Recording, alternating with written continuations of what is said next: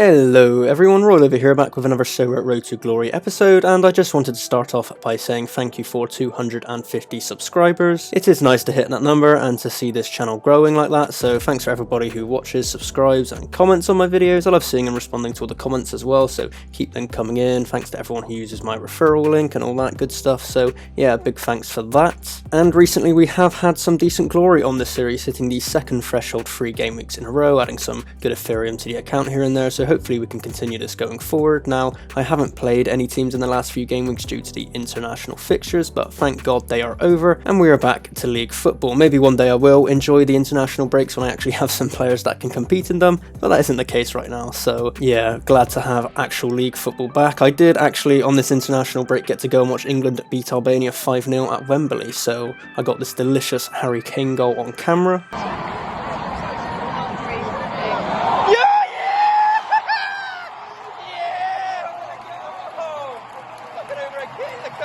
Absolute beauty of a goal that. It was a great experience to go. I've never seen England live, so you know, in case anyone was unaware, I am English. I'm of course Irish as well, but mostly I'm an England fan. I'm also a Bristol Rovers fan in English League 2, so we're turning things around a bit at the moment under Joey Barton, so just a few facts about my football allegiances there for anyone who wasn't aware. But enough about me, let's have a look at some recent changes I've made to the club over the last international break.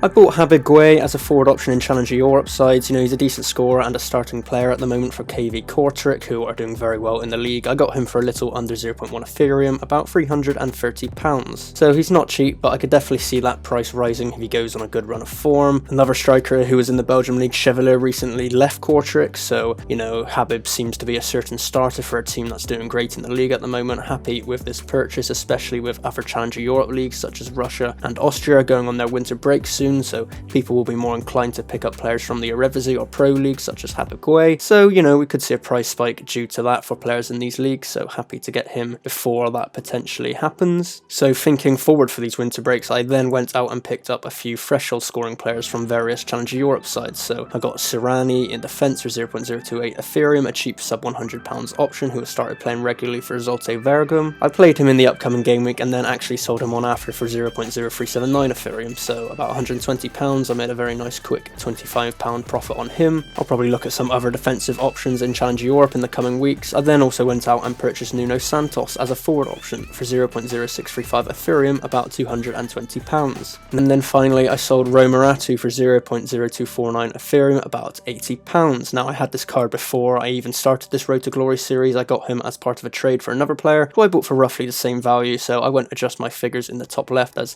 technically no profit was really made. But I am happy to sell this card on and get the Ethereum in the account for Romaratu, as he's only really been a backup option this season and for me in the club, so yeah, happy to move him on. I then picked up a few players looking ahead to the MLS season in March. Both these players here are super rares for my America Pro team I'm looking at. I got Michael Boxall of Minnesota. He is getting on in age a bit, but he does have 2 years left on his deal and plays most games at the heart of defence for a decent Minnesota side. So I think he is a solid option for a relatively cheap price of 0.05 Ethereum when looking at Sorare data. It is a bit harder to tell with super rares what a decent price is, but overall I'm not too upset with this purchase. And the next super rare purchase is definitely a bit more of a risk. I grabbed a Brian Acosta super rare for 0.065 Ethereum. Fairly expensive, I suppose, for a player who has trolled off a lot in the second half of last season. I would really need him to regain his form and a place in the team for this purchase to be worthwhile. I may have slightly overpaid here due to this recent form and lack of game time, but as I said, it's hard to tell with super rares. We do have a decent amount of Ethereum in the account, so no major harm done if this purchase doesn't work out. Just looking at Sorare data, however, you can see his rare card was recently going for a lot more than I got this super rare card for back when he was playing, so hopefully if he does regain some consistency, this will prove to be a good purchase. I then also picked up 2 of his rare versions for 0.006 Ethereum just to bolster the club a bit and potentially make profit on them in the future, as well as a Michael Nelson goalkeeper card for 0.0435 Ethereum, about £150. Now again, this is another card that's a bit of a risk for anyone who has seen my recent MLS scouting video, link down below if you haven't seen it. Michael Nelson did conclude the season as the #1 keeper for a very poor Houston side. His and his competitors in goals contracts are up next season, so so both him and Marko Maric. I've taken a bit of a risk getting Nelson, as he may not be the starting keeper next season. Maybe he won't even be at the club, who knows. But he is local to Houston and was a shining light in a poor season for them, so I'm hoping they give him a chance as a new number 1 next year, in which case this will look to be a decent purchase for a decent price, but again, only time will tell. So that concludes all the purchases and sells in the last week or so, and then for Game Week 220, we again kept a good run of form going. We did very well in All-Star Rare, we got 339 points. So a very decent week. This means we smashed the second threshold again, and thanks to some great scores, we also managed to win a tier 3 reward. Kiri Shelton popped up with a goal in Kansas's playoff win over Vancouver. Mitso had a very tidy all-round score to take him up to 66 points, a nice triple-double there, some very nice passing and some dangerous entries into the final third, so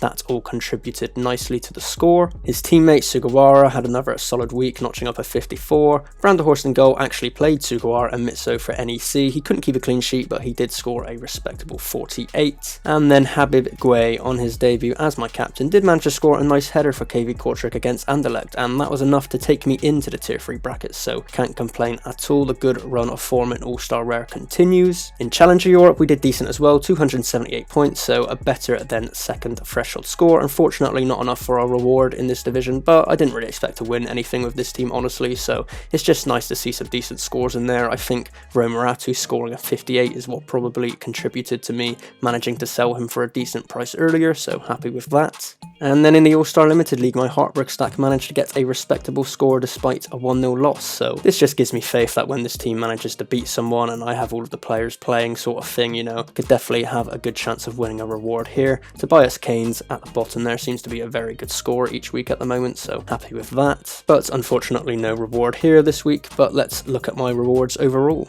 So here we've got a common Andrej Kramaric to add to the club, not too bothered about that. Here's my 0.02 Ethereum, so roughly £60 at the moment to add to the club. And then for my tier 3 reward, I've won Josie Altidore of Toronto. Now, nothing amazing, but there's probably worse rewards out there to win in tier 3, so just looking at the market right now, his lowest price is about £80. Can't be too upset with that. I may keep him and just hope his price rises heading into the MLS season next year. He does have another year left on his contract, so maybe he might get some more game time, who knows. I'm sure he's still a decent striker on his day. I didn't actually realise he had made over 100 appearances for the US national team, so there you go. Overall, we have managed to win nearly £150 in rewards this game week to add to the club with just one successful team, so a decent week for sure.